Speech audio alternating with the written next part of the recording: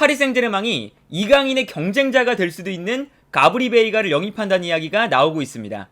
산티아우나의 독점 기사고요. 이 산티아우나 기자는 공신력이 엄청나게 높다고 할 수는 없지만 그래도 완전히 없는 기자는 아니거든요. 그리고 당장 이 파리 생제르맹에 우가르테가 영입이 거의 완료가 된 상태인데 이 우가르테의 영입을 마쳤던 사람도 산티아우나입니다. 그런데 이 산티아우나 기자가 파리 생제르맹이 가브리 베이가를 영입하기 위해 노력하고 있다 라고 이야기를 하고 있고요.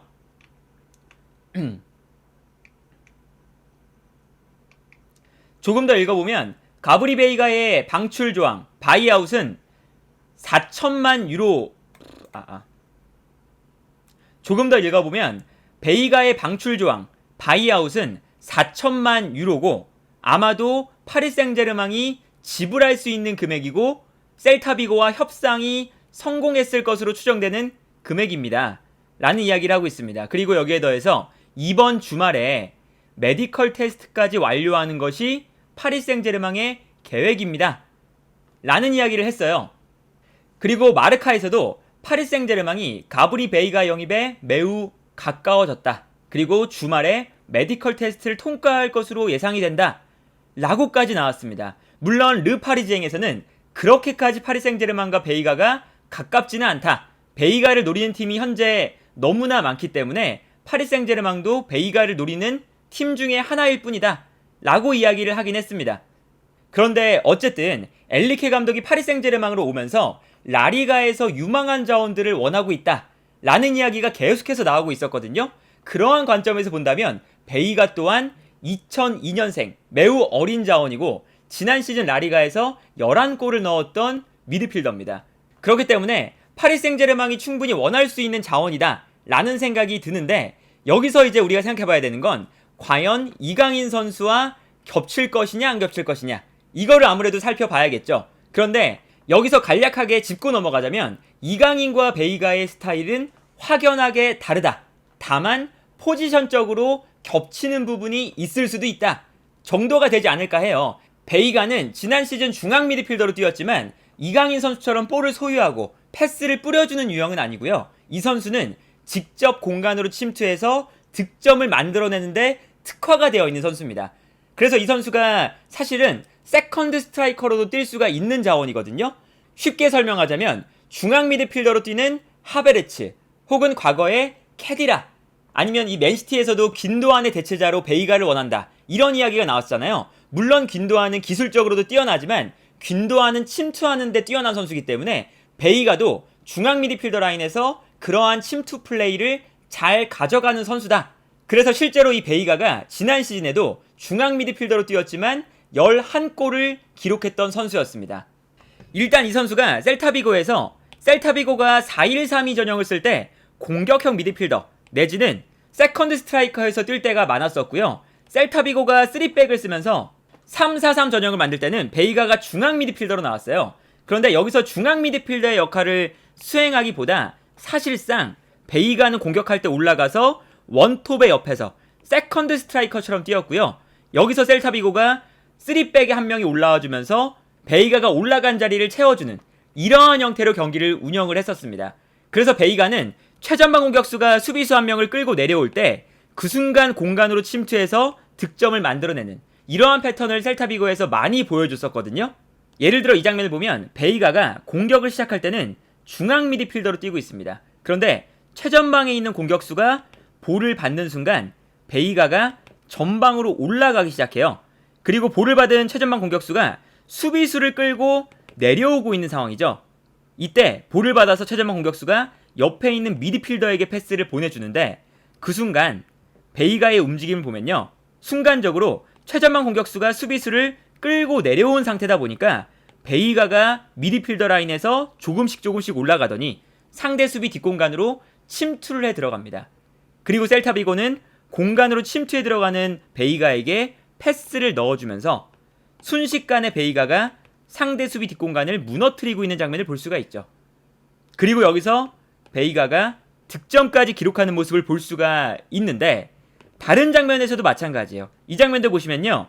셀타비고가 중원에서 볼을 잡고 있을 때 베이가의 위치가 사실상 최전방 공격수의 옆자리 세컨드 스트라이커 자리에 위치하고 있거든요. 그리고 이때도 최전방 공격수가 약간 옆으로 움직여주면서 수비수를 한 명 끌어냅니다. 그러니까 베이가가 뒷공간으로 침투에 들어가기 시작하고요. 뛰어들어가는 베이가에게 셀타비고가 패스를 보내주게 되죠. 그래서 이 다음 장면을 보시면 베이가가 공간으로 침투에 들어갈 때 셀타비고가 패스를 넣어주게 되고요. 여기서 베이가가 공간 침투가 너무 좋은 선수예요. 공간으로 침투해서 득점을 마무리하는 모습을 볼 수가 있었습니다. 그리고 이 선수의 가장 큰 강점 중에 하나는 공간 침투와 더불어서 박스 안에서의 결정력이 이 선수의 가장 큰 장점이에요. 기본적으로 움직임이 너무나 좋거든요. 이 장면도 보시면 최전방 공격수가 측면으로 침투에 들어가고 있는 상황인데 이때 베이가가 한 발 뒤에서 중앙 미드필더 라인에 있다가 공격수가 수비수를 끌고 나가는 것을 보고 앞으로 뛰어들어가기 시작합니다.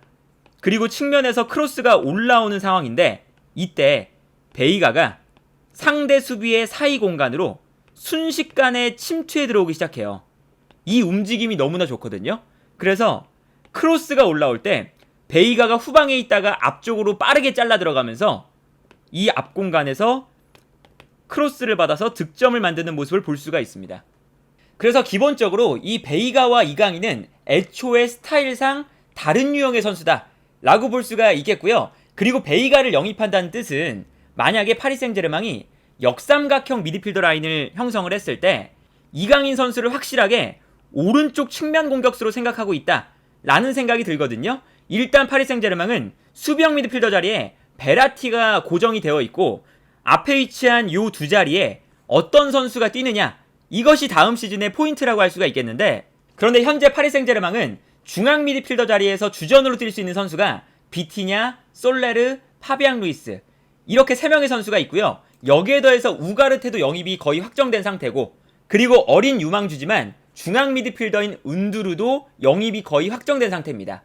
물론 솔레르는 나간다는 이야기도 있긴 하지만 역삼각형 미드필더 라인을 만들었다고 가정했을 때 요 앞 두 자리에 5명에서 6명의 선수까지 배치가 될 수가 있는 자원들이 있거든요. 그러다 보니까 이강인 선수가 중앙 미드필더로 분류가 된다면 너무나 중앙 미드필더가 많아지기 때문에 베이가를 영입하게 된다면 이강인 선수는 아마 파리 생제르맹에서 오른쪽 측면 공격수로 분류하는 선수가 아닐까 라는 생각이 들어요. 그리고 여기서 베이가가 영입된다면 이강인 선수와 호흡이 잘 맞을 수밖에 없는 게 베이가가 공간 침투를 잘하는 선수다 보니까 사실상 중앙 미드필더지만 올라와서 세컨드 스트라이커처럼 뛸 거거든요. 그러면 최전방 공격수가 수비수를 끌고 나올 때 베이가가 공간으로 침투에 들어가고 이때 이강인이 뛰어들어가는 베이가에게 패스를 뿌려준다. 이러한 패턴이 충분히 나올 수가 있어 보입니다. 그래서 베이가가 영입된다고 하더라도 이강인과 플레이 스타일이 확연하게 다르고 그리고 스쿼드의 구성상 이강인을 오른쪽 측면 공격수로 분류한다면 베이가와 그렇게 겹치는 자원도 아니거든요. 그런데 파리 생제르맹이 다음 시즌에 3백을 쓰게 된다면 이야기가 조금 달라지긴 해요. 일단 파리 생제르맹이 3백을 쓸 가능성도 어느 정도 있는 이유가 뭐냐면 일단 중앙 수비수 자리에 좋은 선수들이 너무나 많습니다.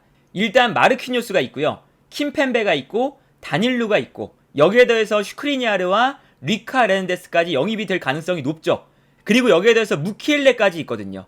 그러다 보니까 좋은 중앙 수비수 자원이 5명에서 6명까지 있는 상황이에요. 그래서 3백을 쓸 가능성도 어느 정도 있고 더군다나 좌우 측면에 하키미와 누누 멘데스 세계에서 가장 공격력이 뛰어난 윙백이 존재하는 팀이기 때문에 3백을 쓸 가능성도 있습니다.